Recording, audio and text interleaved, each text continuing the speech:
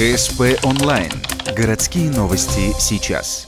Суббота, 12:00. Что, где, когда. Финал республиканского чемпионата по спортивной версии интеллектуальной игры. Всего 150 участников: Сыктывкар, Ухта, Усинск, Печора, Усть-Цильма и Усть-Кулом. 8 местных команд и 9 из столицы республики. Чемпионату предшествовало 6 отборочных муниципальных туров. В результате в финале 25 лучших команд из 7 муниципалитетов республики. У нас второй раз в Ухте проходит финал чемпионата Республики Коми. Первый раз финал проходил у нас в 2014 году. Тогда было 20 команд, сейчас увеличилась аудитория.